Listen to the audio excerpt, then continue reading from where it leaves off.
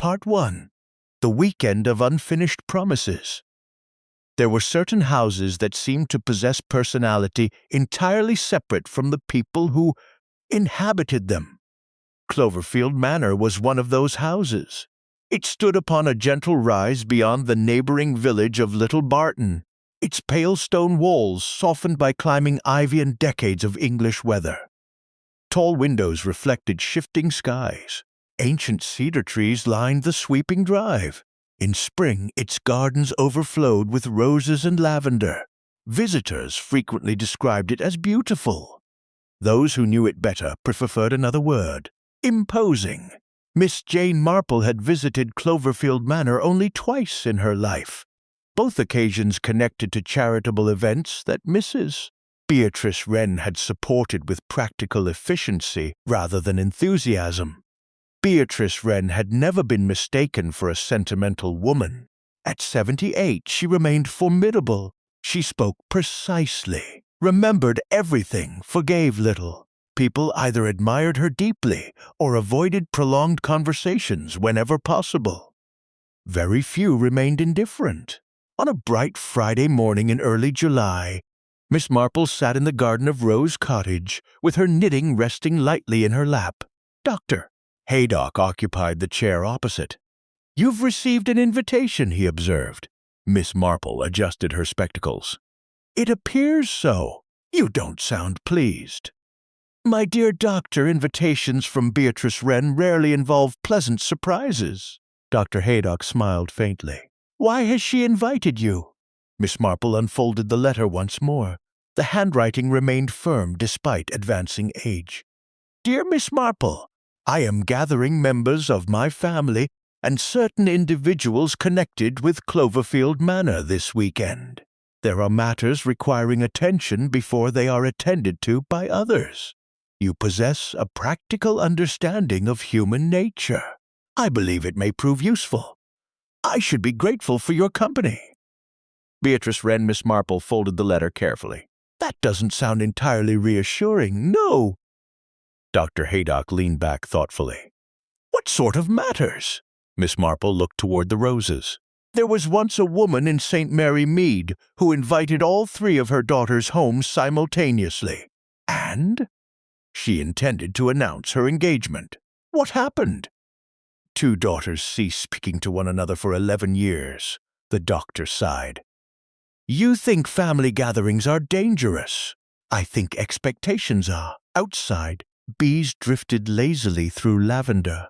By late afternoon, Cloverfield Manor had begun receiving its guests. Margaret Bell, the housekeeper, supervised arrivals with practiced calm. She had served Beatrice Wren for 34 years. Nothing escaped her notice. The first to arrive was Charles Wren.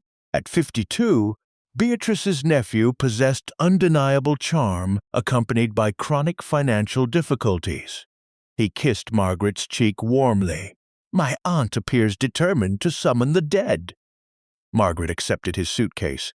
"Only the living have confirmed attendance." Charles smiled. "How disappointing." Soon afterward came his younger sister, Lydia Wren. Lydia entered the house carrying an air of controlled irritation. At 48, she possessed elegance sharpened by disappointment. "Has Aunt Beatrice explained this absurd gathering?" Margaret shook her head. "Not to me." "Then heaven help us all." The next arrival drew greater attention. Oliver Kent stepped from a dark motor car carrying a single leather case. At 55, he had once been considered among the county's most eligible gentlemen. Time had softened neither his reserve nor his remarkable appearance. Margaret inclined her head politely. "Mr. Kent?" He removed his gloves carefully. "Mrs. Wren is expecting me." There had once been speculation regarding Oliver Kent and Beatrice Wren. No engagement had followed. Neither party had encouraged discussion. Yet people remembered. They always did. As evening approached, Eleanor Price arrived accompanied by her son, Daniel. Eleanor had been Beatrice's goddaughter. Widowed young, she had maintained distant but cordial relations with Cloverfield Manor. Daniel Price entered behind her. At 32, he possessed quiet manners and thoughtful eyes. He looked around the entrance hall. I haven't visited since childhood. Margaret studied him briefly. People remember houses differently as adults. A shadow crossed Daniel's expression. I expect they do. The final arrival before dinner surprised everyone. Miss Jane Marple entered the drawing room carrying her small overnight bag. Beatrice Wren rose from her chair. You accepted. You invited me. A faint smile touched Beatrice's lips. I hoped practicality might triumph over caution. Miss Marple settled comfortably near the fireplace. There was a time in St. Mary Mead when practicality encouraged caution. Beatrice looked amused. Then perhaps both have arrived. Dinner that evening unfolded beneath crystal chandeliers and generations of family portraits. Conversation remained polite. Too polite. Charles discussed investments. Lydia criticized government policies. Oliver Kent contributed thoughtful remarks regarding agriculture. Daniel listened more than he spoke. Miss Marple observed. At the head of the table, Beatrice Wren presided with unmistakable authority. Finally, dessert plates had barely been removed when she set down her teacup. I imagine you are wondering why I've gathered everyone. Silence descended. Charles offered an uneasy smile. The thought had crossed my mind. Beatrice folded her hands. I intend to change my will. The atmosphere altered immediately. Lydia became perfectly still. Oliver lowered his gaze. Eleanor's expression tightened. Daniel glanced toward his mother. Beatrice continued calmly. I have concealed something for over 30 years. No one interrupted. It concerns this family and Cloverfield Manor. Charles cleared his throat. My dear Aunt Beatrice. She raised one hand. You will hear me. Her voice softened unexpectedly. There are promises one keeps from loyalty, others from fear. I can no longer distinguish between the two. Miss Marple watched quietly. Outside, wind stirred the gardens. What truth? Lydia asked. Beatrice looked toward Margaret Bell. The housekeeper stood motionless beside the doorway. For one brief moment, something resembling sadness crossed Beatrice's face. I shall explain everything tomorrow morning. Charles blinked. Tomorrow? Yes. Why not now? Beatrice rose slowly from her chair. Because tonight I find myself lacking courage. Silence settled over Cloverfield Manor. Guests retired with unsettled thoughts. Doors closed softly along shadowed corridors. Rain began sometime after midnight. At Rose Cottage, Miss Marple had often reflected that postponement possessed its own dangers. Important conversations delayed until morning. Apologies saved for another day. Truths postponed until circumstances improved. Human beings frequently assumed opportunities would wait patiently for their convenience.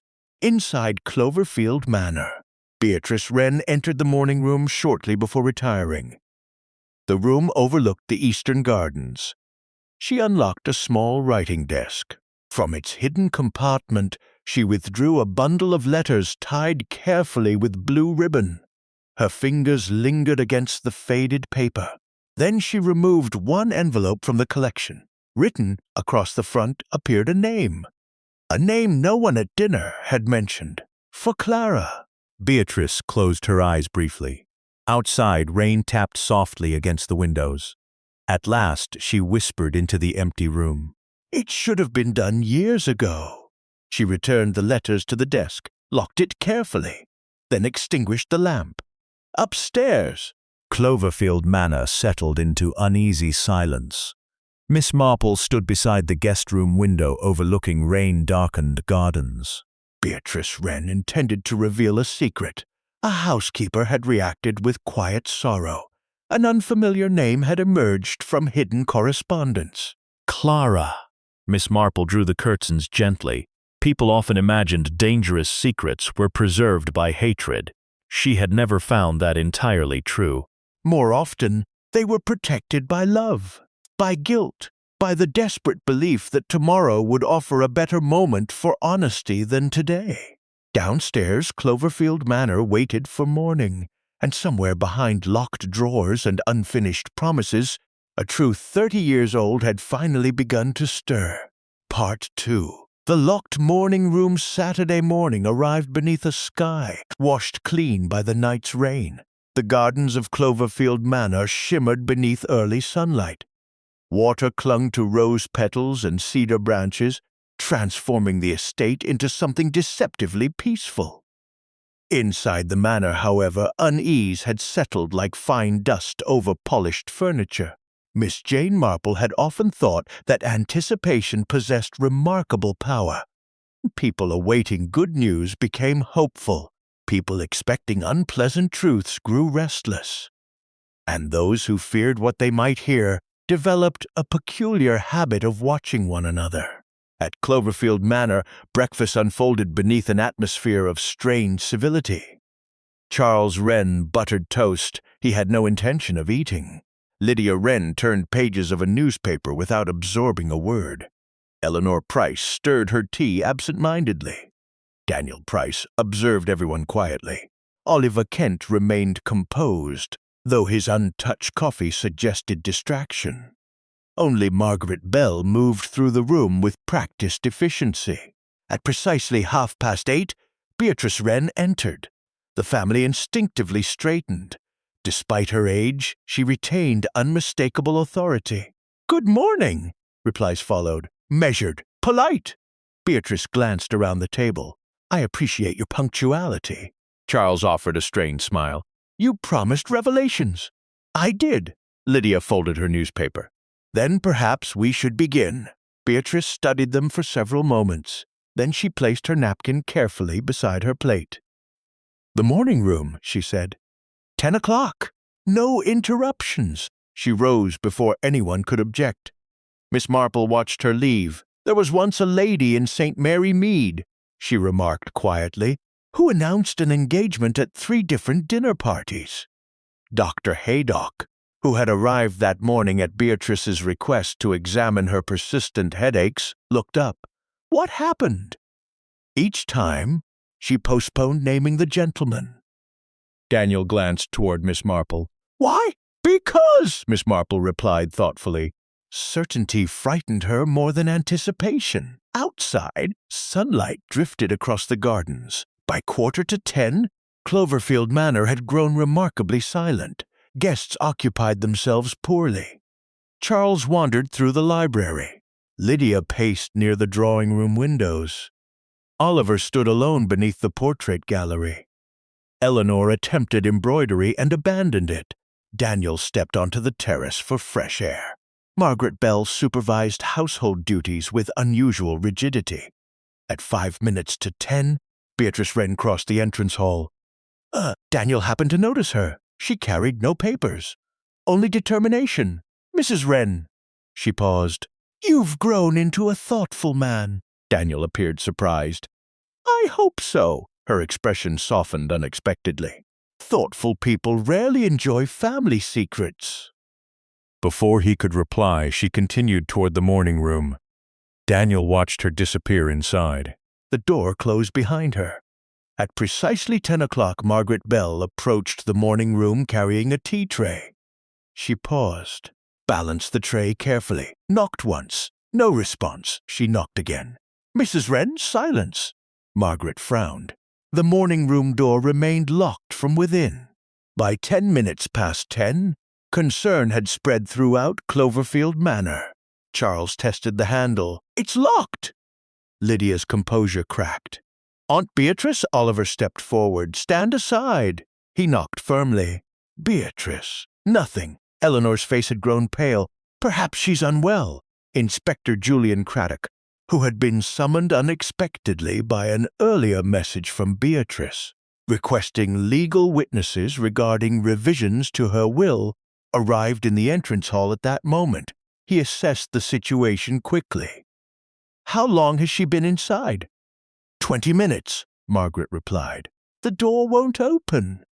Craddock examined the lock. "Are there other entrances?" "The windows overlook the eastern gardens," Daniel said. "They're accessible from outside." Moments later, they crossed the dew-covered lawn. The morning room windows stood closed, curtains partially drawn. Inspector Craddock peered inside, then became perfectly still.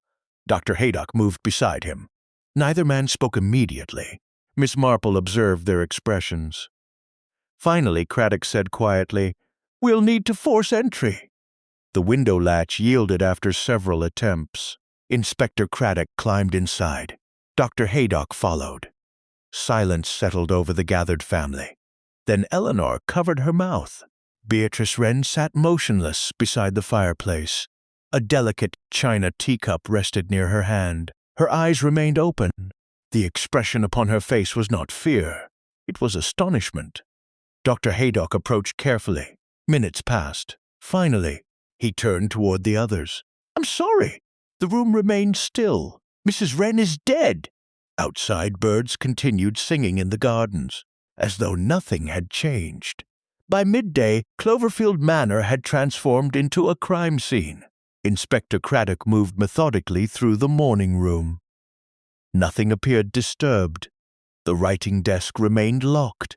Furniture stood precisely arranged. The windows had been secured from inside. Only the teacup seemed out of place, half-finished, abandoned. Miss Marple stood near the doorway. "There was once a gentleman in St. Mary Mead who collapsed during bridge." Inspector Craddock looked up. "And?" Everyone assumed excitement. "What happened?" "He'd eaten shellfish." The inspector frowned. "What are you suggesting?" "Only that appearances encourage conclusions." Dr. Haydock examined the teacup. "There are signs consistent with poisoning." Silence descended. Lydia stared at him. "Poison? It appears likely." Charles ran trembling fingers through his hair. "This is impossible." Inspector Craddock's voice remained calm. "Nothing is impossible." Outside, clouds drifted slowly overhead. "What happened this morning?" Craddock asked. One by one, the household recounted their movements. Charles had remained in the library reviewing correspondence. Lydia claimed she had been writing letters. Oliver walked the western gardens. Eleanor had stayed in the breakfast room. Daniel explored the terrace. Margaret supervised breakfast preparations. Everyone had opportunity. Nobody possessed an alibi beyond partial observation. Inspector Craddock took notes carefully. Finally, his attention shifted toward Margaret Bell. "You've worked here 34 years." 34? You knew Mrs. Wren well? Margaret lowered her gaze. "As well as anyone." Craddock studied her. "Last night Mrs. Wren mentioned revealing a truth." "She did." "What truth?" Silence followed. Margaret's hands tightened around her apron. "I don't know." Miss Marple looked at her gently. "My dear Mrs. Bell?" Margaret glanced toward her. "There was a name," Miss Marple said softly. "Clara." The housekeeper became very still. For the briefest moment, sorrow crossed her face, then disappeared. "I don't know anyone by that name." The lie settled quietly between them. Evening approached beneath gathering clouds. Inspector Craddock remained inside the morning room. He examined Beatrice's writing desk. The lock had been opened using keys discovered within her handbag. Inside lay household accounts, old photographs, insurance documents, and a space where something had clearly been removed. Dust outlined the absence. A rectangular bundle, perhaps letters. Craddock became thoughtful.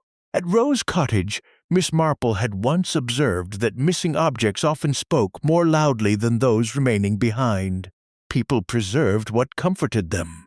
They removed what threatened them. Night descended over Cloverfield Manor. The guests remained under instruction not to leave. Rain whispered softly beyond the windows. Daniel stood alone in the portrait gallery. His gaze drifted across generations of painted faces. Then paused. One portrait depicted a young Beatrice Wren seated beside another woman. The artist had captured laughter in her expression. Something Miss Marple had never imagined possible. Beneath the frame appeared an inscription. "Beatrice and Clara, Summer 1961." Daniel stared. Behind him, a voice spoke quietly. "You weren't meant to notice that." He turned. Margaret Bell stood in the shadows. The housekeeper's expression held neither surprise nor anger, only exhaustion. "You knew her," Daniel said. Margaret looked toward the portrait. Everyone knew Clara once. What happened to her? Silence settled between them. Finally, Margaret whispered, "That's precisely what Mrs. Wren intended to explain this morning." At the far end of the corridor, thunder rolled softly across the countryside. Inside Cloverfield Manor, Beatrice Wren lay dead in a locked room. A bundle of letters had vanished from her desk. A housekeeper had denied recognizing a name carved deeply into memory. And somewhere within 30 years of carefully rehearsed family history, Clara had returned. Miss Marple stood beside her guest room window and looked into the darkness beyond the gardens. People often imagined murders began with hatred. She had never found that entirely true. More often they began with fear. Fear of exposure. Fear of loss. Fear that one unfinished promise might finally demand fulfillment. And Cloverfield Manor had just become a house full of people with reasons to fear what Beatrice Wren had almost said aloud. Part 3. The name the housekeeper avoided Sunday morning arrived beneath a sky of soft gray. Mist drifted across the lawns of Cloverfield Manor, blurring the edges of cedar trees and marble statues until the estate appeared suspended between memory and reality. Inside the manor, the atmosphere had changed entirely. The weekend gathering that had begun as an uncomfortable family reunion had become a murder investigation. Servants moved quietly. Conversation stopped when Inspector Craddock entered a room. Teacups remained untouched. No one quite knew how to behave in the presence of violent death. Miss Jane Marple had often reflected that people imagined grief created honesty. She had never found that entirely true. More often, grief exposed habits. The generous became gentler, the selfish became demanding, and those accustomed to concealing truths frequently clung to them with renewed determination.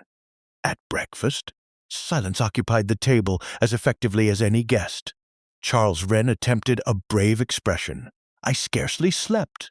Lydia stared into her coffee. "I doubt any of us did." Oliver Kent folded his newspaper carefully.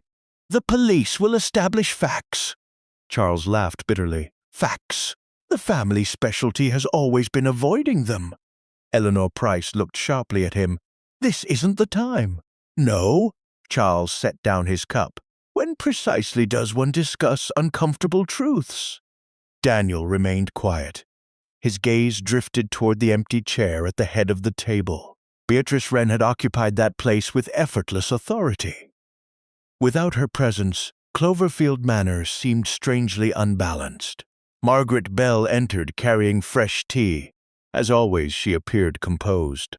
Only the faint shadows beneath her eyes suggested exhaustion. Inspector Julian Craddock arrived moments later. "I'm afraid I need to speak with each of you again." No one objected. There was little else left to do. Later that morning, Miss Marple found herself in the manor's library. Rain tapped softly against tall windows. Shelves lined with generations of books climbed toward the ceiling. The room smelled faintly of leather and old paper. Daniel Price stood near the fireplace. "You don't appear surprised by any of this." Miss Marple smiled gently. "My dear Mr. Price, surprise and shock are not quite the same thing. You expected murder? No." She resumed her knitting. "But whenever someone announces a dramatic revelation concerning family matters, disappointment frequently arrives." Daniel hesitated.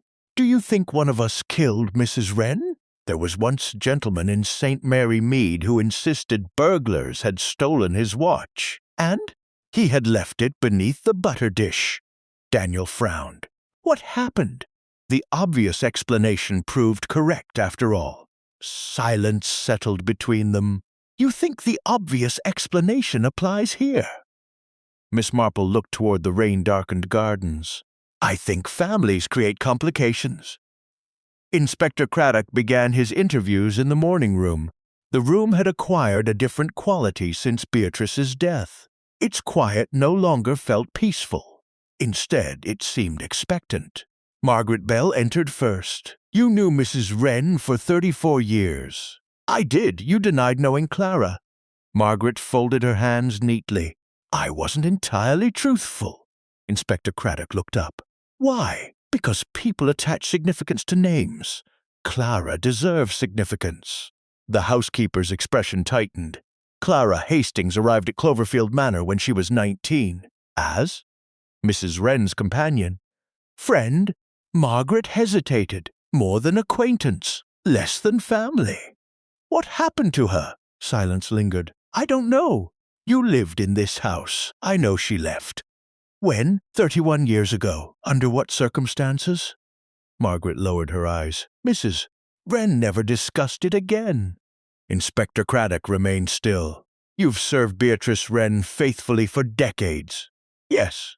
What frightened you about Clara's name? Margaret looked toward the window. Because the dead have a way of asking difficult questions. Outside, thunder murmured faintly. Meanwhile, Oliver Kent sat alone in the smoking room. He stared at untouched whiskey. Miss Marple entered quietly. You knew Clara. He looked up sharply. I suppose Margaret has spoken. Very little. Oliver's expression softened.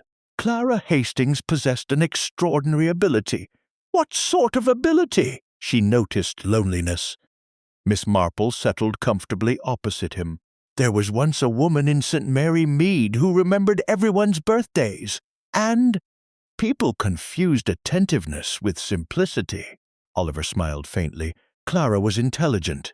And Beatrice? Complicated. Silence drifted between them. Did Beatrice love Clara? Miss Marple asked. Oliver stared into the amber liquid. In her own fashion. What happened? A shadow crossed his features. I wish I knew. You don't? Beatrice dismissed Clara without explanation. When?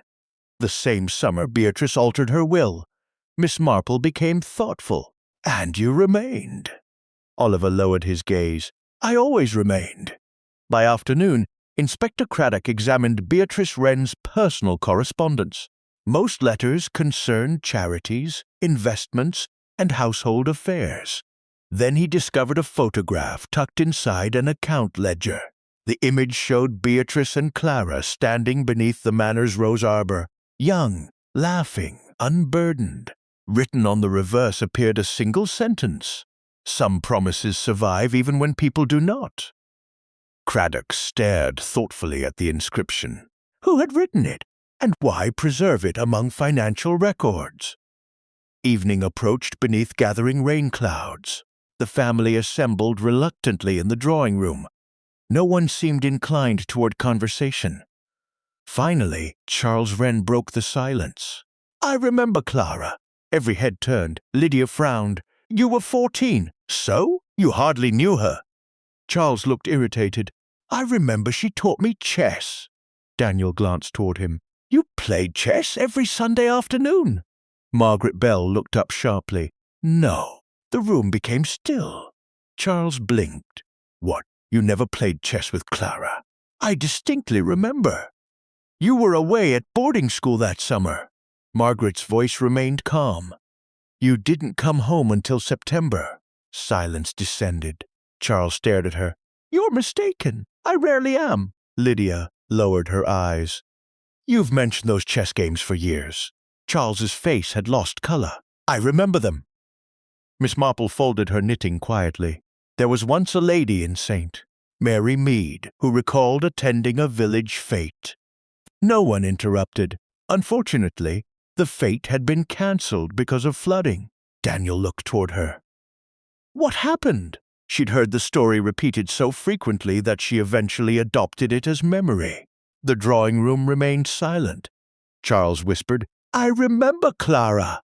Miss Marple studied him thoughtfully. Perhaps you remember the feeling attached to the story rather than the event itself.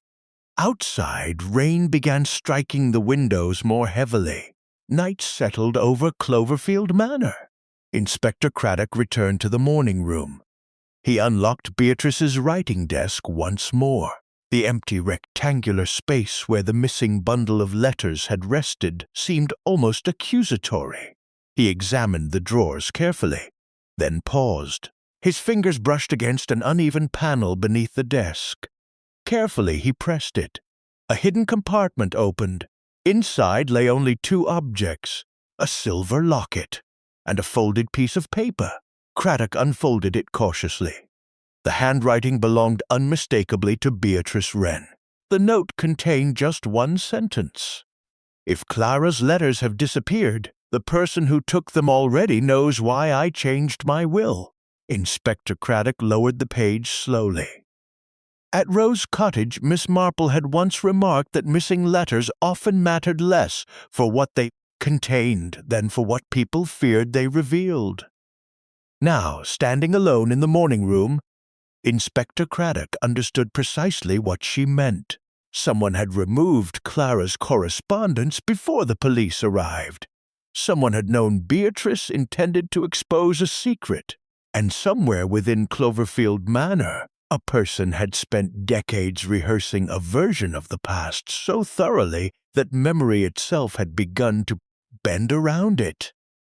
Miss Marple stood beside the drawing-room window and looked out into the rain-darkened gardens. People often believed murder emerged from sudden anger. She had never found that entirely accurate. Sometimes murder grew quietly, fed by loyalty, nourished by fear, protected by stories repeated until they sounded kinder than truth. Clara Hastings had vanished from Cloverfield Manor 31 years earlier. Beatrice Wren had intended to speak her name again. Now Beatrice was dead.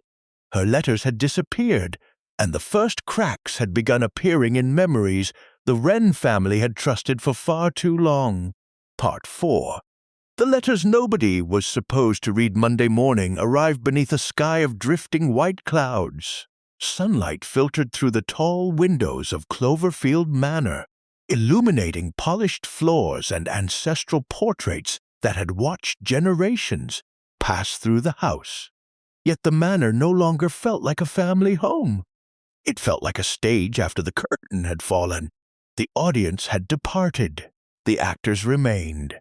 Miss Jane Marple had often reflected that murder altered domestic spaces in curious ways. Breakfast rooms became interrogation chambers.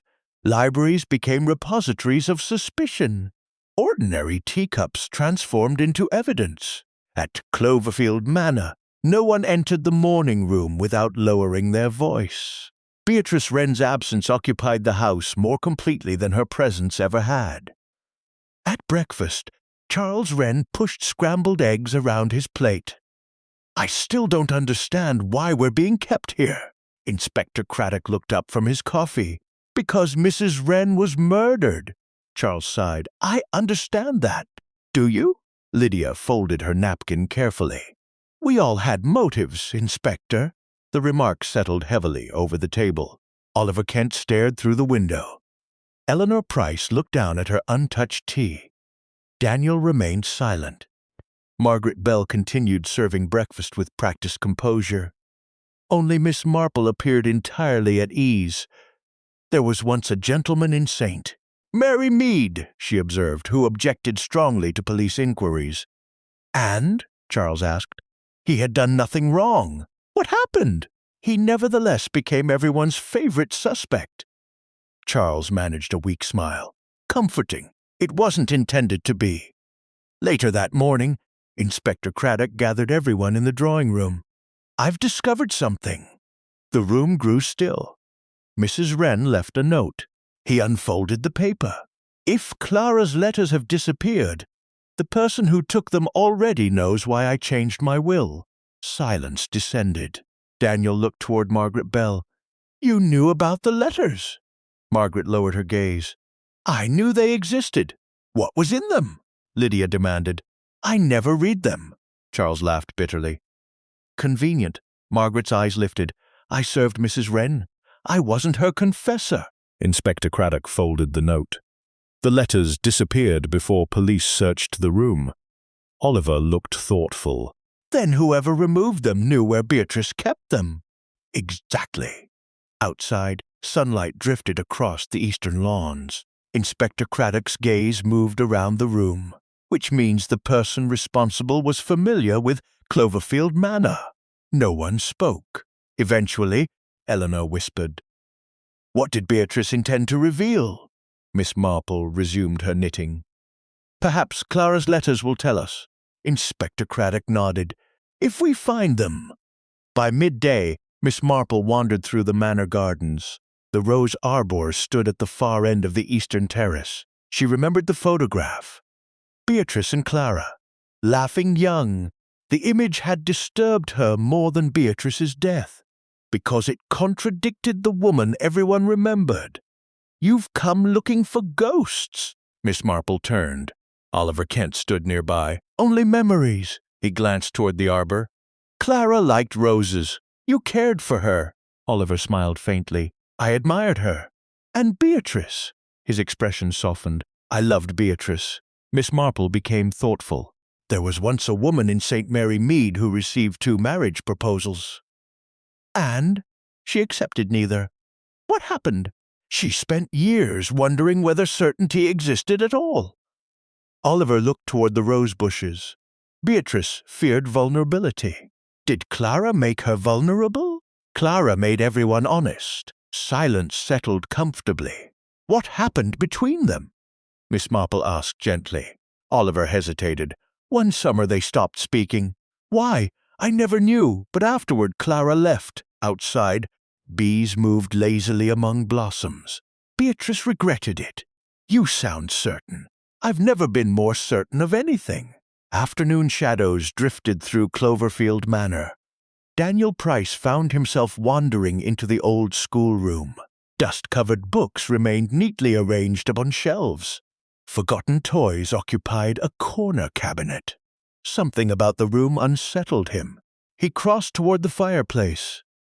A faded photograph rested upon the mantel. Several children stood beside a young woman. The woman smiled warmly.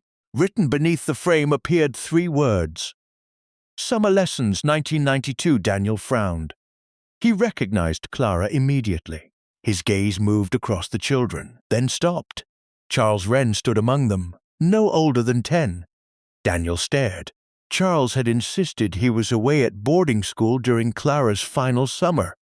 Yet the photographs suggested otherwise. Footsteps interrupted his thoughts. Lydia entered. "What are you doing?" Daniel handed her the frame. She examined it, then grew pale. "That's impossible. Why?"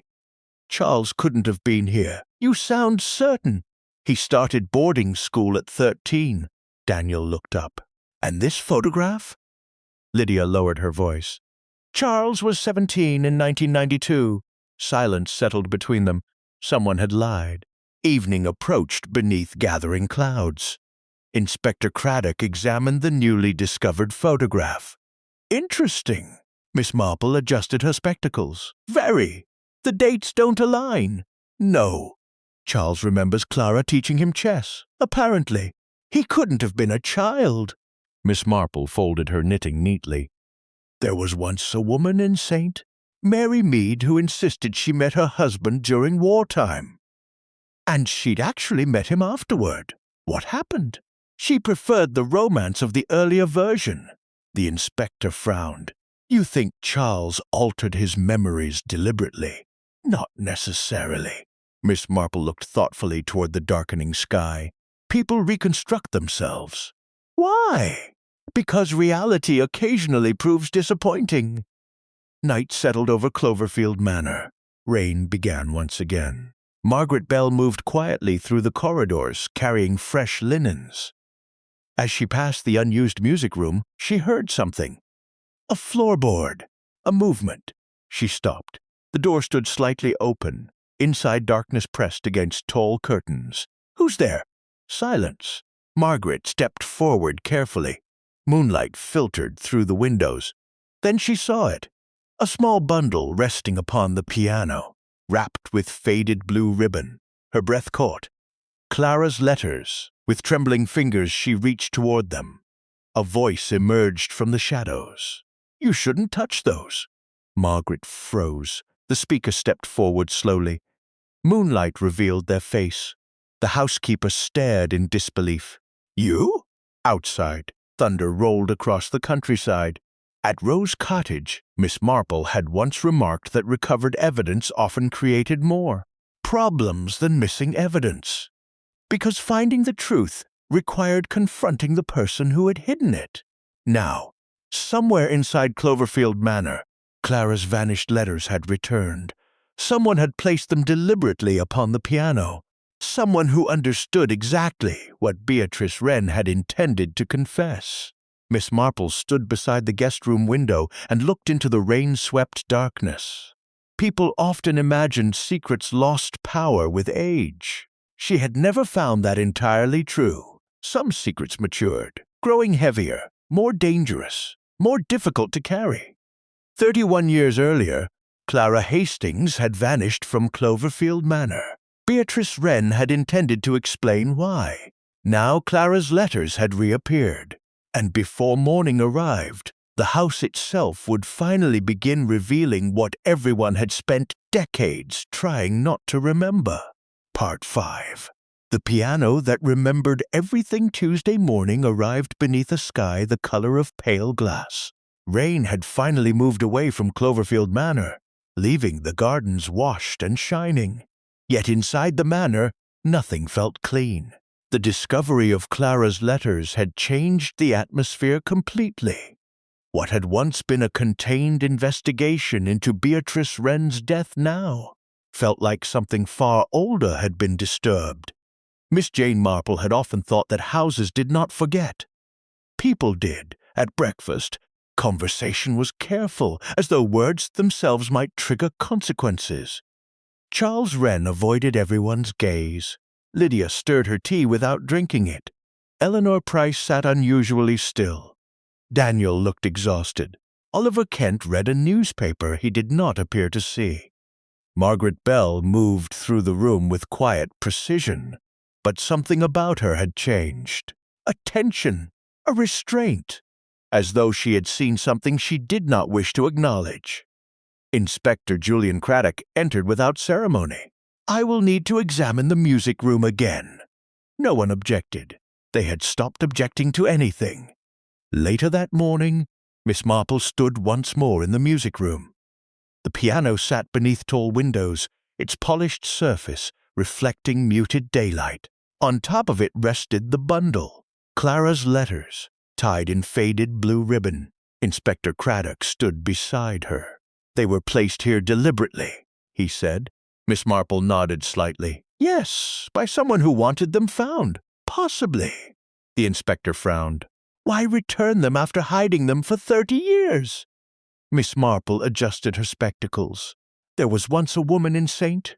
Mary Mead who hid her husband's war medals, and she later placed them on display.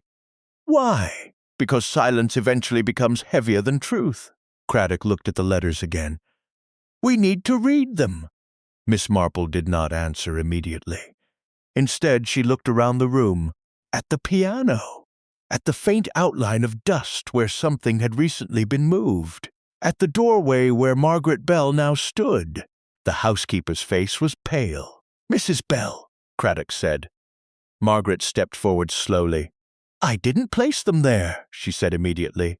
Craddock studied her. "Then who did?" Margaret hesitated. "I don't know." But Miss Marple noticed something. The way her eyes flickered toward the piano. Not confusion. Recognition. Later that afternoon, Daniel Price remained alone in the library. He had begun avoiding conversations. Every new discovery seemed to alter the past he believed he understood. A photograph that should not exist. A memory that contradicted itself. A house that felt increasingly like a witness rather than a structure. He stood before a shelf of old correspondence books when Lydia entered. "You've been quiet," she said. Daniel did not turn. "I've been thinking. About Clara. About all of it." Lydia crossed her arms. "Be careful." "Careful of what?" "Of believing everything you find." He finally looked at her. "You think something is being hidden?" She hesitated. "I think everything is being interpreted." A pause. "That's different." Daniel returned his gaze to the shelf. "Not always." Meanwhile, Inspector Craddock questioned Oliver Kent in the drawing room. The fire burned low despite the mild weather. "You were close to Beatrice Wren." Oliver did not deny it. "Yes." "You knew Clara Hastings." A flicker crossed Oliver's expression. "Yes." What happened between her and Beatrice? Oliver leaned back slowly. That is not an easy question. Try. Silence stretched. Then Oliver spoke. Clara changed people. In what way? She made them doubt themselves. Craddock remained still, and Beatrice Wren disliked doubt. Oliver smiled faintly. Beatrice did not dislike doubt. He paused. She feared losing control to it. The inspector watched him carefully. Did Beatrice send Clara away? Oliver's gaze dropped. Yes. Why? I don't know the full reason, but I know she regretted it. Craddock noted that carefully. Regret, a word that kept appearing.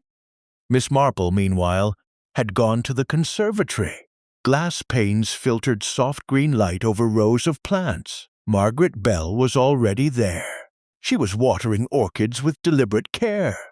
You are troubled, Miss Marple said gently.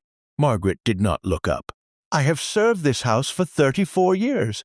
I know, and I have never lied to Mrs. Wren. Miss Marple nodded.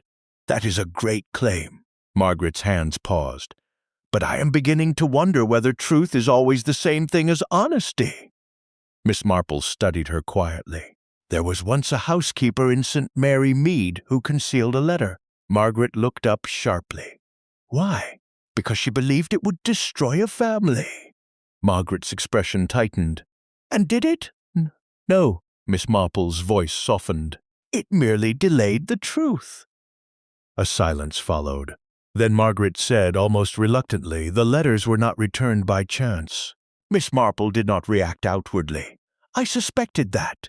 Margaret looked toward the manor. Someone wanted them seen. Yes, because Beatrice intended to accuse someone. Miss Marple adjusted her gloves. Or to free someone.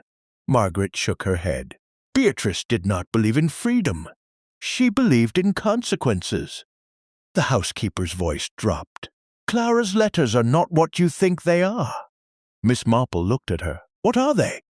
Margaret hesitated, then quietly said, Confessions. That evening, Inspector Craddock finally opened the bundle of letters. The room was silent. Miss Marple stood beside him. Margaret Bell, Oliver Kent, and Daniel Price remained nearby. Even Eleanor Price seemed unable to breathe properly. Craddock untied the ribbon. The first letter was dated 31 years earlier. He read aloud. Beatrice, I cannot continue pretending this arrangement is harmless. Clara understands what is happening here, so. Do I? You are protecting something that is already lost. The inspector paused, then continued. The second letter. If you intend to remove me from Cloverfield Manor, at least have the courage to say why. I am not a child to be dismissed without explanation. A heavier silence followed. The third letter. Craddock hesitated, then read, I will not keep your secret any longer. Miss Marple closed her eyes briefly. Craddock looked up. These are not confessions, he said quietly. They are accusations. Oliver Kent shifted slightly. Margaret's face had gone very still. Daniel spoke softly. Against whom? No one answered immediately. Finally, Miss Marple said, That is the question, is it not? Outside, evening settled over Cloverfield Manor, and somewhere in the silence that followed Clara's letters, the shape of a very old decision began to emerge, one that had never truly been explained, only hidden. And now no longer entirely under anyone's control. Part 6. The memory that refused to stay buried Wednesday morning arrived beneath a sky of uncertain gray. Cloverfield Manor no longer felt like a house in mourning. It felt like a house under examination. Every corridor seemed to carry invisible questions. Every room held the weight of things recently spoken and things still deliberately unsaid. Miss Jane Marple had often thought that when truth begins to surface in a household, it does not arrive politely.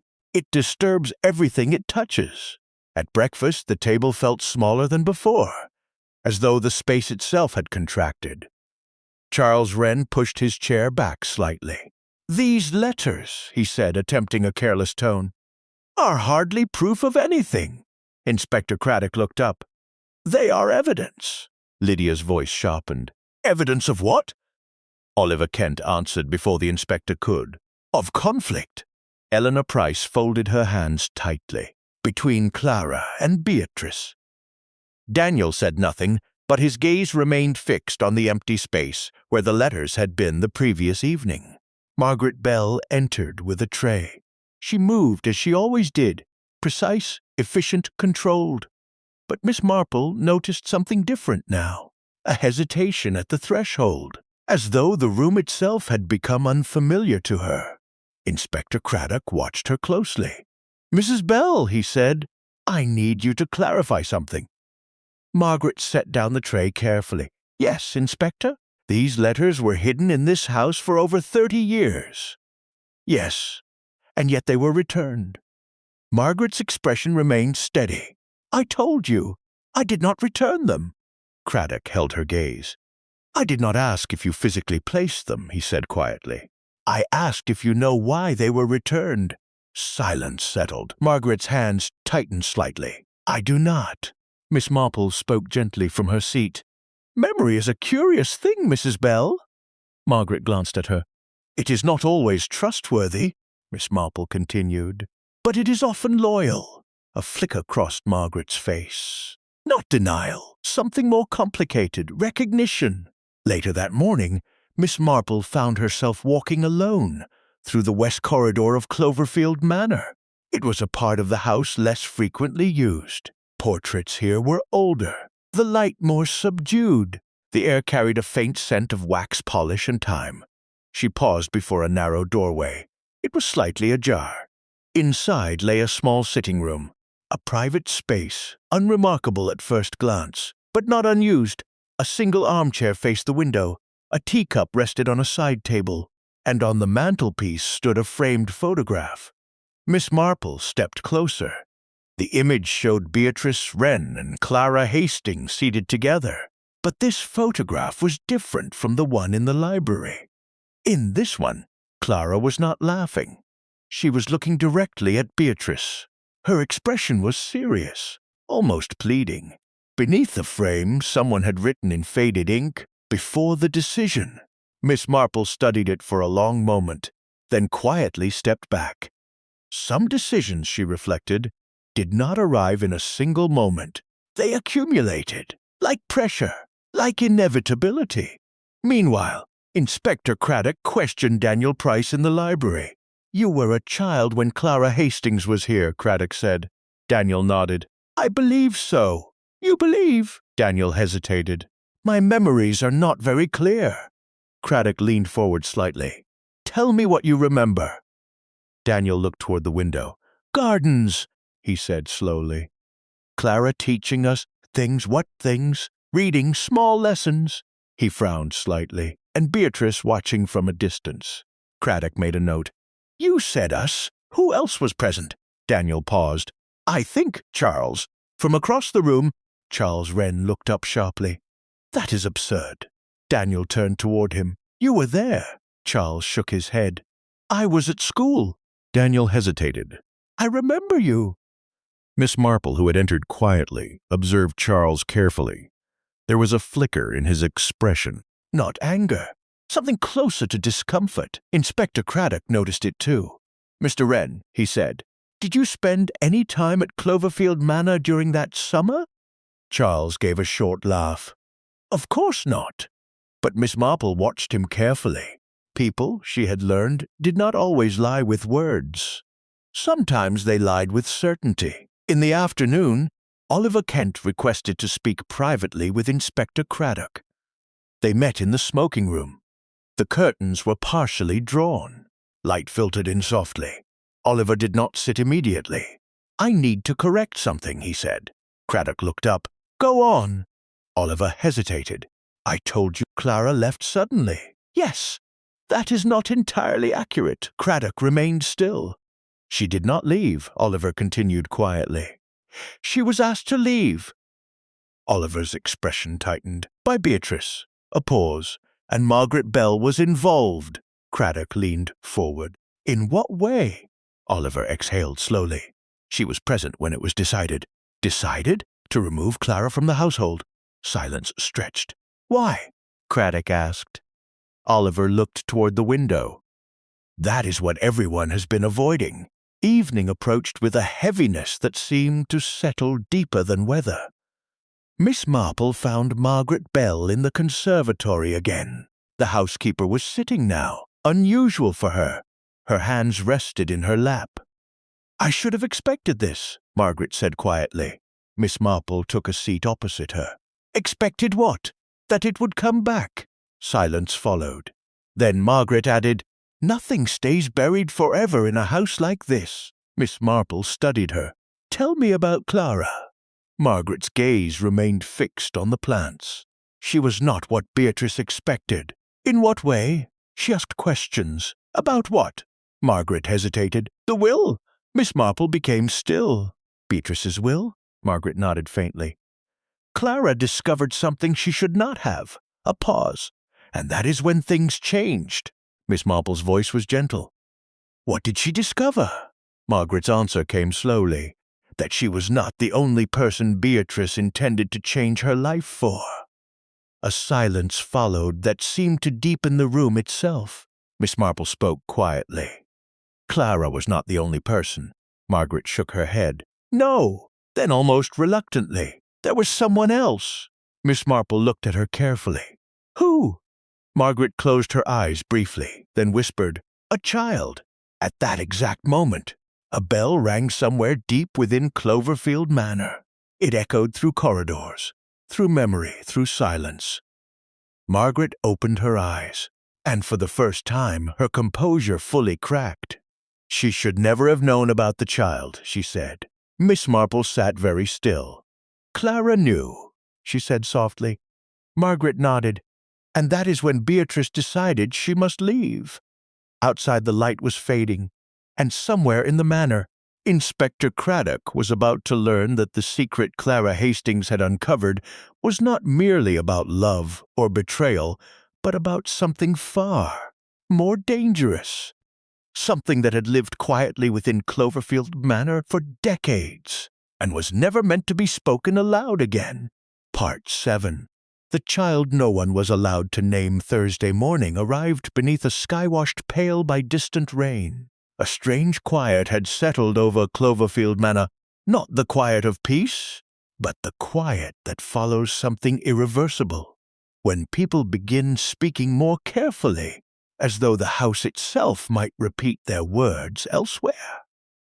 Miss Jane Marple had often observed that when families approach the edge of a long, buried truth, they do not rush forward, they hesitate, they circle it.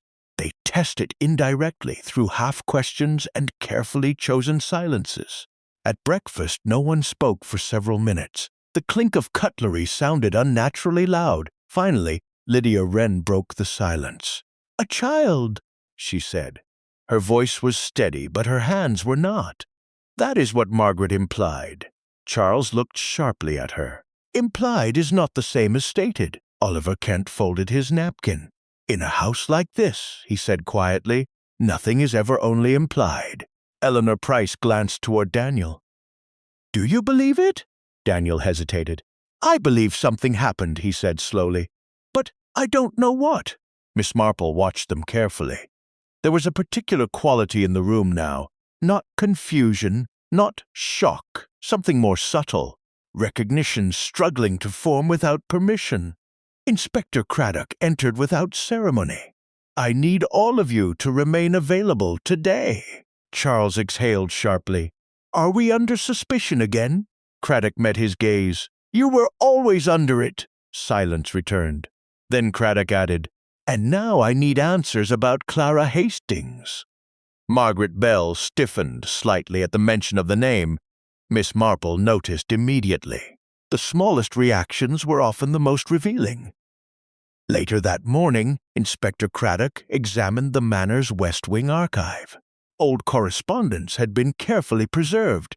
Invoices, legal documents, household accounts spanning decades. But something was missing. Entire sections of records from the early 1990s had gaps. Not random gaps, deliberate ones.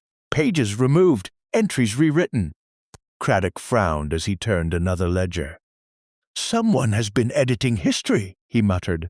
A voice came from behind him. They've been preserving it, Miss Marple corrected gently.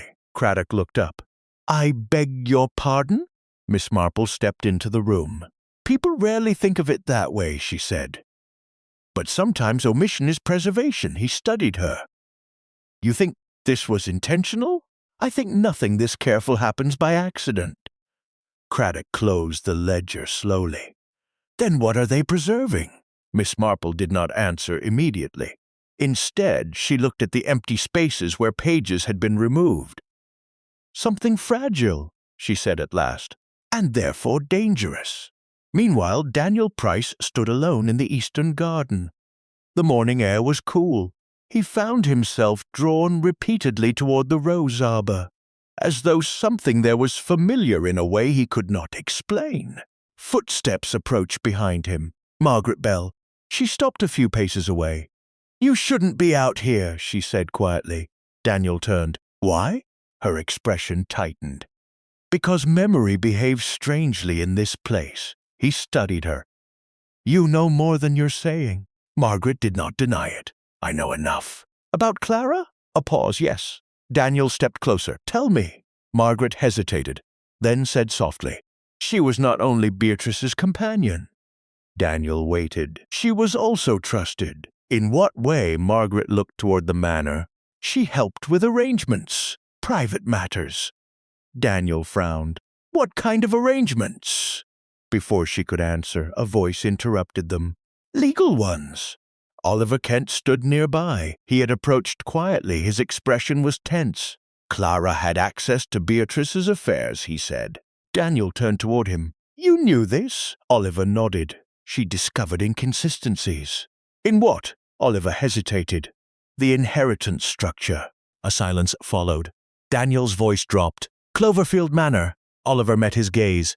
Yes. Margaret closed her eyes briefly. That should never have been spoken aloud. Oliver's tone sharpened. But it is true. Daniel looked between them. And Beatrice? Oliver exhaled slowly. She did not deny it, but she did not confirm it either. Margaret added quietly, She postponed it.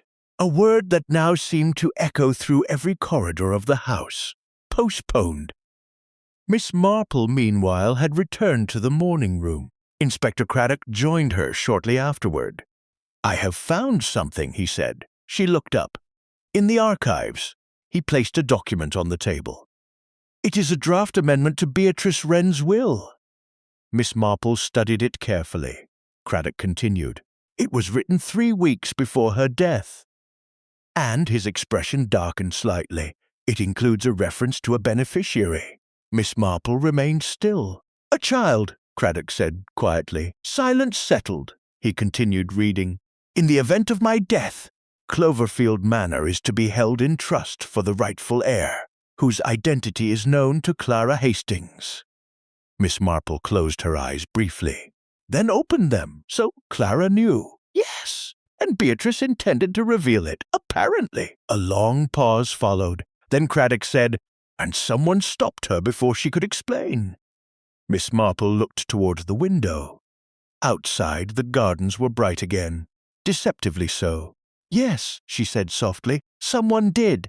That evening, Cloverfield Manor felt different again, heavier, as though the house itself had begun to understand what was being uncovered within it. Margaret Bell stood alone in the west corridor, holding a key that did not belong to any visible lock. Her hands trembled slightly. She moved toward a door that had not been opened in years. A private study, Beatrice Wren's personal room. She hesitated, then unlocked it. Inside, dust floated through pale light. The room had been preserved almost exactly as it had been left, and upon the desk, a second set of letters, tied with black ribbon. Margaret's breath caught. A voice behind her said quietly, You were not meant to open that. She turned slowly. Inspector Craddock stood in the doorway. But it was Miss Marple who spoke next, and her voice was very gentle. Mrs. Bell, she said, I think we are finally approaching the part of the story where silence is no longer possible. Margaret looked down at the letters, and for the first time she did not try to deny them. Part 8. The letters beneath the black ribbon Friday morning arrived beneath a sky that could not decide between storm and sunlight. Clouds moved slowly across Cloverfield Manor, casting shifting shadows over the estate like thoughts that refused to settle. The house no longer felt merely old or elegant. It felt exposed, as though something within its walls had been opened that could not easily be closed again. Miss Jane Marple had often thought that once a family begins searching for hidden papers, it is never truly about paper. It is about permission. Permission to remember differently. Permission to accuse. Permission to stop pretending. At Cloverfield Manor, that permission had finally arrived. Inspector Craddock stood in Beatrice Wren's private study, watching Margaret Bell closely. The housekeeper stood motionless beside the desk. The black ribboned bundle remained unopened in her hands. "Put them down," Craddock said quietly. Margaret hesitated, then obeyed. The letters were placed carefully on the desk, as though even contact with air might damage them. Miss Marple stepped forward. "These were hidden deliberately," she said. Margaret's voice was barely audible. "Yes." "By Beatrice Wren?" Craddock asked. Margaret shook her head. "No, that single word altered the atmosphere in the room." Oliver Kent, who had followed them in, spoke first. "Then by whom?" Margaret did not answer immediately. Her gaze remained fixed on the desk. Finally, she said, "By Clara." Silence followed. Even Craddock seemed momentarily still. Miss Marple looked at the bundle thoughtfully. "That is very interesting," she said gently. Margaret swallowed. "She left them behind." "When?" Craddock asked. 31 years ago." Oliver frowned. "Why would she hide her own letters?" Margaret's expression tightened. "Because she was told to leave." A pause. "And she did not want to leave without being heard." Miss Marple stepped closer. "May I?" Margaret nodded faintly. Miss Marple untied the black ribbon with careful hands. The first letter was dated in Clara Hastings' handwriting. The ink had faded but remained legible. She read silently for a moment, then aloud, "If anything happens to me, it will not be an accident of kindness. It will be the result of fear." The room grew still. Craddock took a step forward. "She suspected danger?" Miss Marple turned the page. "Yes, another letter. Beatrice believes control is love. I am no longer certain I can survive being loved in that way." Oliver Kent exhaled slowly. "That sounds unstable." Margaret shot him a sharp look. "It sounds truthful." Silence returned. Miss Marple continued reading. A third letter. "There is something in this house no one wishes to name. A truth that belongs to no single person. Yet all of you act as though silence will protect you." Craddock's voice lowered. "A truth about what?" Miss Marple did not answer immediately. She turned another page and paused, then read, "The child must never be spoken of without protection. If Beatrice cannot acknowledge her, then I will." A heavy silence filled the room. Craddock looked up sharply. "The child again." Margaret's hands trembled slightly. "Yes." Oliver spoke carefully. "What child?" No one answered him. Instead, Miss Marple said softly, "There was always a child." The words settled like dust. Craddock turned toward Margaret. "Explain." Margaret hesitated for a long moment. Then her voice broke slightly. "Clara discovered her first." Miss Marple closed the letter gently.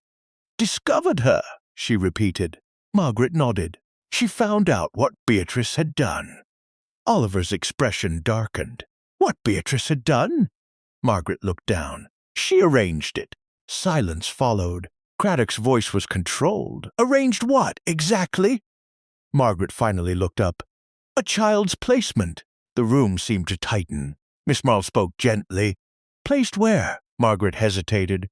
"Elsewhere, safely." Oliver frowned. "That sounds like adoption." Margaret shook her head slightly. "It was not called that then." Craddock stepped closer. "Clara discovered this." "Yes." "And she objected." Margaret's voice dropped. "She said the child deserved to know." A pause, and Beatrice disagreed. Miss Marple folded her hands, and that disagreement led to Clara's departure. Margaret nodded. Not immediately, but eventually. Silence returned. Craddock turned the pages again. These letters suggest Clara was not merely a companion, he said. She was a witness. Margaret's eyes flickered. Yes. To what? Margaret hesitated, then said quietly, To the beginning of everything. Miss Marple looked up. And the letters describe that beginning. Margaret nodded faintly. Yes, but she did not elaborate. Craddock studied her. You are still withholding something. Margaret's expression tightened. I am trying to protect what is left. Oliver let out a short laugh. Protect it from what? The truth is already here. Margaret turned sharply toward him. The truth destroys as much as it reveals. Silence followed. Miss Marple spoke gently. Sometimes it does both. A long pause. Then Craddock said, Mrs. Bell, I need to know what happened to the child. Margaret closed her eyes briefly. When she spoke again, her voice was almost a whisper. She was never meant to be part of this family at all. Silence deepened. Miss Marple stepped closer. Then whose child was she? Margaret did not answer immediately. Her hands clenched slightly. Then she said, Clara's. The room went utterly still. Oliver Kent blinked. That's impossible. Margaret looked at him. It is not. Craddock's voice sharpened. Beatrice Wren raised Clara's child? Margaret nodded slowly. Yes. A long silence followed. Miss Marple spoke softly. And Clara discovered this only later. Yes, and Beatrice refused to return the child. Margaret's eyes filled with emotion. She said it would destroy everything. Craddock exhaled slowly. And Clara's letters. Margaret looked at the bundle. They are about her. Silence settled heavily. Miss Marple closed the last letter gently. Then we are not dealing with inheritance alone, she said quietly. We are dealing with possession. Outside, thunder rolled softly across the distant hills, and inside Cloverfield Manor, the past no longer felt like something buried. It felt like something waiting to be named. Part 9. The truth that changed its shape Saturday morning arrived beneath a sky washed clean after rain. Sunlight spread across Cloverfield Manor with deceptive softness, touching old stone, trimmed hedges, and the long drive that curved like a careful memory through the estate. But inside the house, nothing felt soft anymore. The revelation about Clara's child had altered something fundamental in the air. Not just what people knew, but what they were allowed to believe about one another.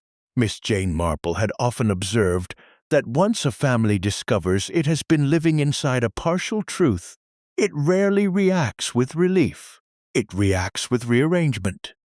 At breakfast, no one spoke for several minutes. Even the sound of crockery seemed exaggerated. Charles Wren finally broke the silence. So, he said slowly, we are to believe Clara had a child. Lydia did not look up. That is what Margaret said, Oliver Kent corrected quietly. That is what she admitted. Eleanor Price's voice was barely steady, and Beatrice raised the child. Daniel Price looked unsettled. Without telling Clara? A silence followed that question, more telling than any answer. Inspector Craddock sat at the head of the table, watching each of them in turn. I need clarity, he said. No one responded immediately. Finally, Miss Marple spoke gently. My dear Inspector, clarity is rarely found at a breakfast table in a house like this. A faint tension broke, but only slightly. Craddock nodded. Then we proceed carefully. After breakfast, he called Daniel Price into the library. The room felt darker than before, even in daylight. Craddock placed a sheet of paper on the table. The child you've been hearing about, he said, would now be in her early 30s. Daniel nodded slowly. Yes, and Clara's letters suggest she was placed away from this household. Yes. Craddock studied him. Do you recognize anyone here who might fit that timeline? Daniel hesitated. That's impossible to answer. Why? Because I don't know who anyone truly is anymore. A pause. Then Craddock said quietly, Try anyway. Daniel looked toward the window. I was brought here as a child sometimes, he said slowly. To Cloverfield Manor?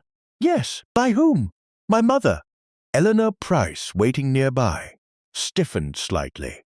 Craddock's attention sharpened. "And what do you remember?" Daniel hesitated. "Clara," he said. "Always Clara. Miss Marple," seated nearby, looked up at that. "What about her?"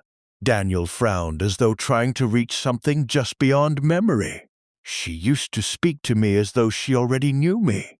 A silence followed. Craddock leaned forward. "Anything else?" Daniel hesitated longer this time. "Once," he said quietly, "she gave me a small bracelet." Eleanor Price's hand moved instinctively to her throat. Miss Marple noticed, as she always did. Craddock noticed too. "Do you still have it?" he asked. Daniel shook his head. "No. My mother said it was lost." Eleanor's voice came suddenly, sharper than intended. "It was lost." Silence fell immediately after. Miss Marple turned her gaze gently toward Eleanor. "My dear," she said softly, "things are rarely lost in houses like this." Eleanor did not respond, but her fingers tightened slightly in her lap. Later that morning, Margaret Bell stood alone in the conservatory again. She was not watering plants.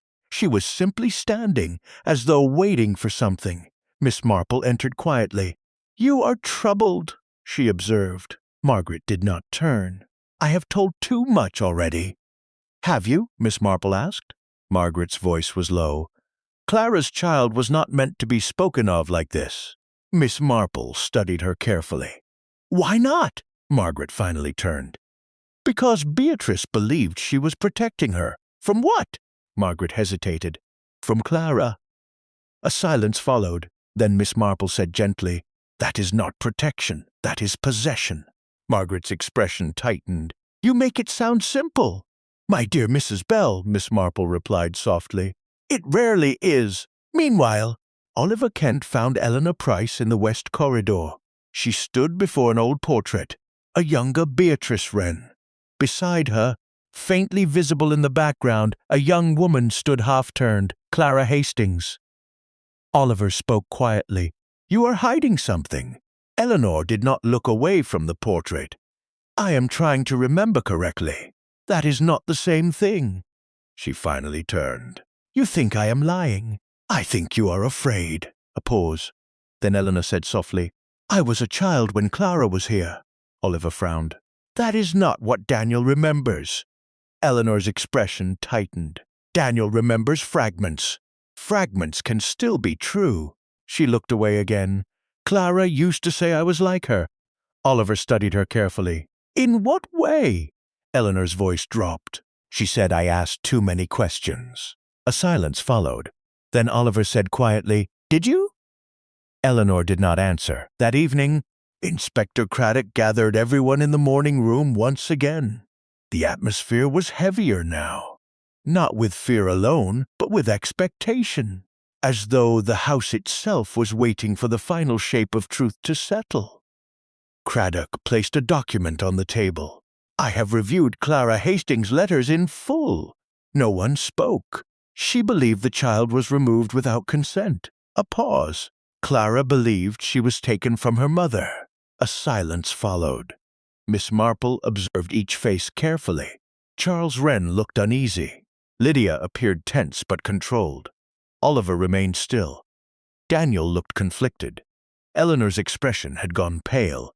Margaret Bell stood near the doorway, unusually rigid. Craddock continued, "But there is something Clara did not fully understand." A pause. "The child was not taken in secrecy alone." Silence deepened. "It was done with legal authority." That statement shifted the room. Lydia frowned sharply. "What are you saying?" Craddock looked at her. "I am saying Clara may have misunderstood what she saw." Oliver's voice was careful. "And Beatrice?" Craddock hesitated. "Beatrice may have believed she was acting within her rights." Miss Marple spoke gently. "Belief is not always truth, Inspector." He nodded slightly. "I agree." A pause. "But it can explain behavior." Silence returned. Then Margaret Bell spoke for the first time that evening. "Beatrice was not cruel," she said quietly. "No one responded immediately," she continued. "She believed she was preventing harm." Miss Marple looked at her. "And Clara?" Margaret's voice softened. "She believed she was correcting it." A long silence followed. Then, from the far end of the room, Daniel spoke quietly. Then who was the child meant to belong to? No one answered. Because at that moment no one yet knew. But Miss Marple understood something then. The mystery at Cloverfield Manor was no longer simply about a child. It was about who had the right to decide what a child's life should be. And somewhere in that decision, long ago, something had gone irrevocably wrong. Part 10. The name that should not have returned Sunday morning arrived beneath a sky of uncertain light. Clouds drifted slowly above Cloverfield Manor, casting pale moving shadows across the gardens.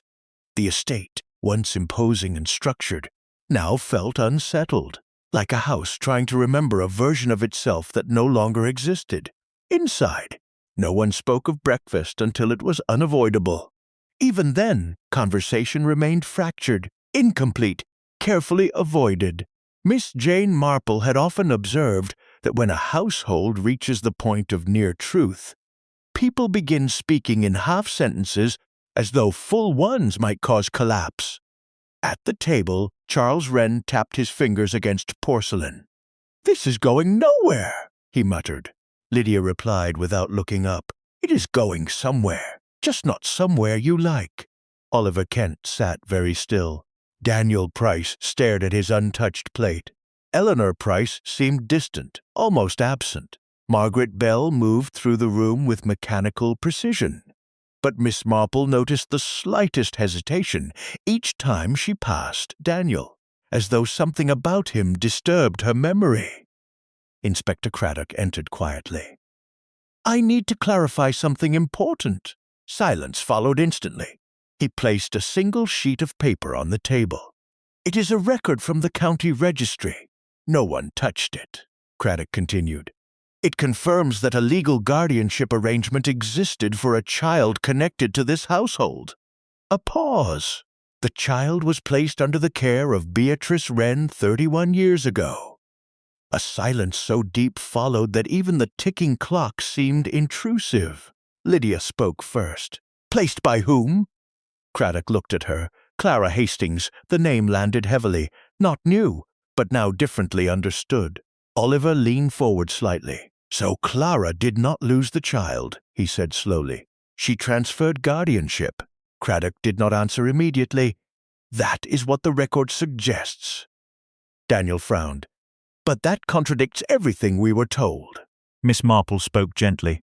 "My dear Mr. Price, documents rarely contradict each other without reason." A pause. "People interpret them differently." Eleanor's voice was unsteady. "Then what is the truth?" No one answered, because at that moment the truth itself seemed uncertain. After breakfast, Miss Marple walked alone through the gardens. The rose arbor stood quiet in the morning air. She paused beneath it. Something about the place felt significant, not because of beauty, because of memory layered upon memory. Footsteps approached behind her. "Margaret Bell." "You come here often," Margaret said quietly. Miss Marple turned. "When one is invited to a house like this, one observes carefully." Margaret hesitated. "You see things others miss." "I notice what people avoid," Miss Marple corrected gently. A silence followed.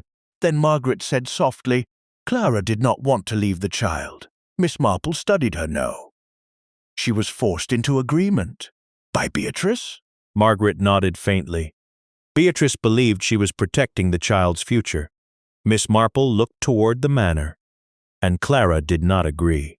Margaret's voice dropped. "She believed the child should be raised elsewhere." A pause. "Where?" Margaret hesitated. "I don't know." Miss Marple's gaze sharpened slightly. "But you suspect?" Margaret did not answer immediately. Then, almost reluctantly, "I suspect she stayed closer than anyone admitted." That evening, Inspector Craddock called everyone into the morning room. Rain had begun again, soft but persistent. The room felt enclosed, as though the walls themselves had tightened. Craddock spoke clearly. "We are nearing the end of what documentation can tell us." He looked around the room. "So I will rely on recollection." A pause. "Who remembers Clara Hastings most clearly?" Silence followed. Then Daniel spoke quietly. I do. All eyes turned toward him. Craddock nodded. Tell us. Daniel hesitated. She taught me things, he said slowly. Reading, small lessons. A pause. And she used to ask questions about who I was. Lydia frowned. You were a child, yes. Oliver studied him. And what did you tell her? Daniel looked uncertain. I don't know. Miss Marple spoke softly. Memory does not always preserve conversation. Sometimes it preserves feeling. Daniel looked toward her. I remember her kindness. A pause and sadness. Craddock leaned forward. Sadness about what? Daniel hesitated. About being watched. Silence followed. Margaret Bell suddenly spoke from the doorway. Clara was not the only one being watched. The room turned toward her. She stepped inside slowly. She watched Beatrice as well. Craddock frowned. Explain!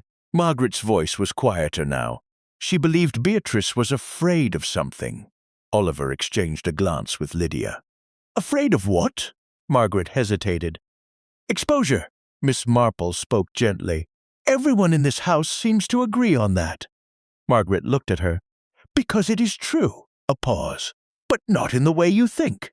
Silence tightened. Craddock stepped forward. Then explain it properly. Margaret exhaled slowly. There was a decision made years ago, she said.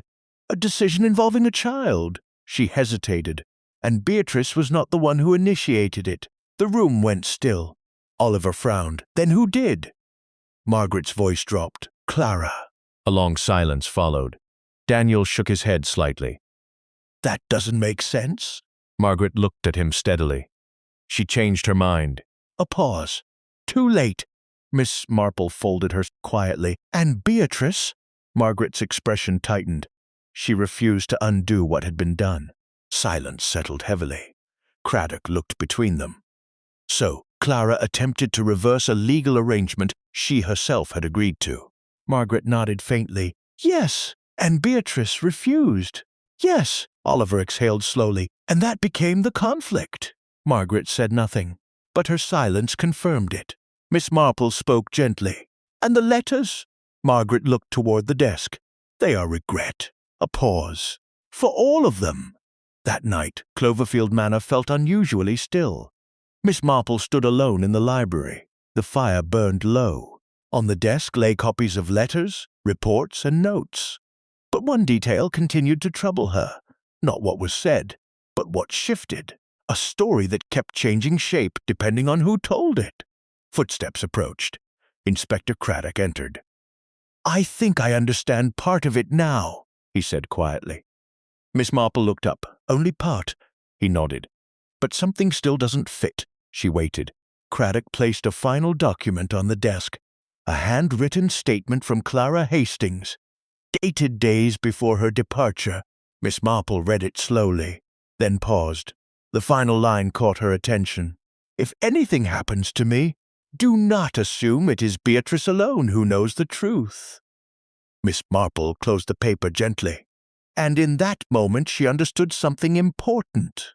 Clara had not feared only Beatrice. She had feared the entire house. And that meant the truth of Cloverfield Manor was still incomplete. Far from it. It was still unfolding. Part 11. The truth beneath the silence Monday morning arrived beneath a sky washed clean and painfully bright. After the rain of the previous night, Cloverfield Manor stood in a kind of exhausted clarity. The gardens were immaculate, the air sharp, the light almost too honest. It was the sort of morning that revealed everything without effort. And yet, inside the manor, nothing felt resolved, only exposed.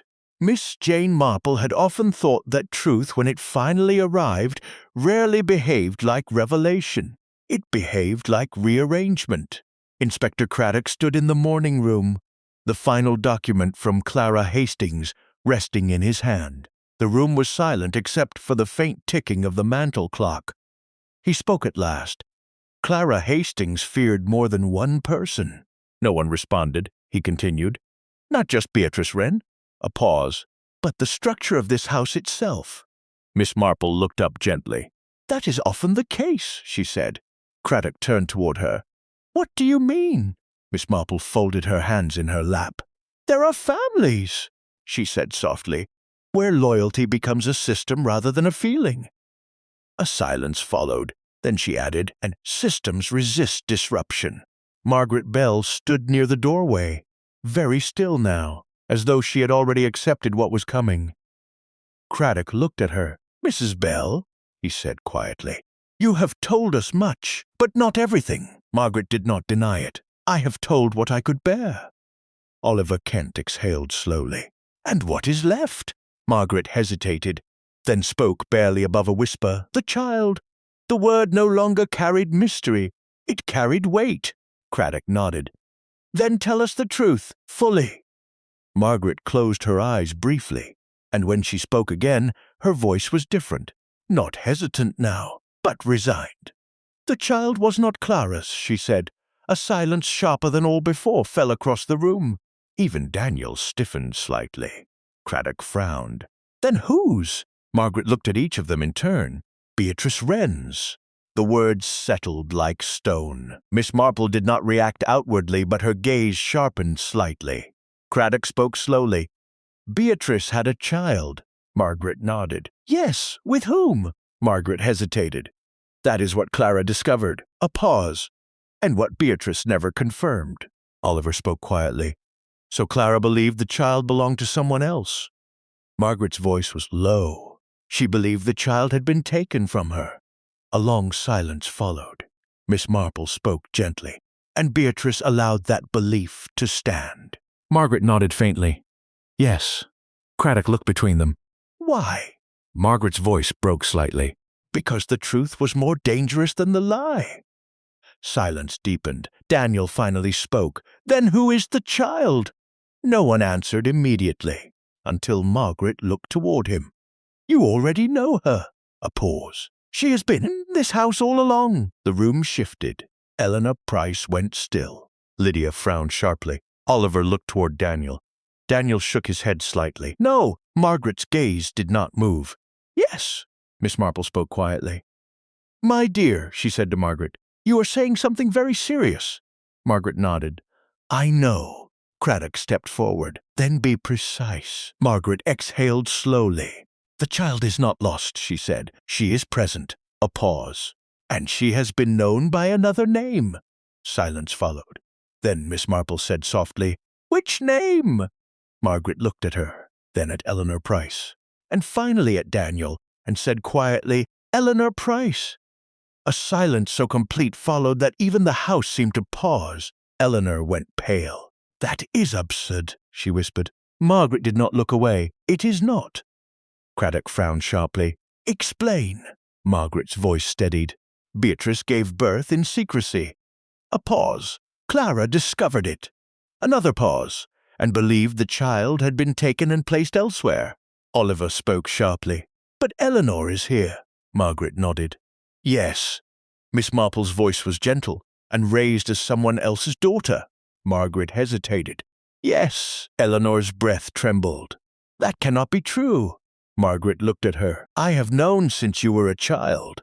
A silence followed that seemed to fracture the room. Craddock turned slowly toward Eleanor. "Is this true?" Eleanor's voice was unsteady. "I don't know." Daniel stood abruptly. "You don't know?" Eleanor shook her head slightly. "My mother never spoke of my birth clearly." Miss Marple spoke softly. "And your childhood?" Eleanor's voice faltered. Fragmented. A pause. "I was told not to ask certain questions." Silence settled again. Craddock looked down at the final documents. "And Clara?" Margaret closed her eyes briefly. She believed she had lost her own child. A pause. But she had not. Miss Marple spoke gently. She had been misled. Margaret nodded faintly. "Yes." Oliver's voice was quiet. "By Beatrice." Margaret hesitated, and by silence. A long pause followed. Then Craddock said slowly, "And Beatrice never corrected her." Margaret shook her head. "No." Silence deepened. Miss Marple looked toward Eleanor. "My dear," she said softly. "This is why Beatrice intended to speak." Eleanor's eyes filled with tears. "She was going to tell me." "Yes," Miss Marple said, "but she was not given the chance." A silence followed, heavy, final. Craddock exhaled slowly. Then we returned to the original question. He looked around the room. Who killed Beatrice Wren? No one answered, until Miss Marple spoke. Her voice was very soft. I do not think Beatrice was killed for what she knew. A pause, but for what she was about to undo. Craddock frowned. Undo? Miss Marple nodded. 30 years of carefully maintained identity. A silence followed, and in that silence, Margaret Bell slowly closed her eyes, as though something inside her had finally settled or broken. Craddock looked at her carefully. Mrs. Bell, he said quietly. Margaret did not respond immediately. Then she said, almost inaudibly, she was not meant to speak that morning. Silence. Miss Marple's gaze softened slightly. My dear Mrs. Bell, she said gently, I think she intended to speak because she finally understood the cost of silence. A long pause followed. Then Craddock asked quietly, Then who stopped her? Margaret opened her eyes, and for the first time her voice was completely steady. I did. The room went still. Even the clock seemed to hesitate. Outside, Cloverfield Manor stood under a sky that had finally stopped changing. And inside it, the truth was no longer hidden, only faced.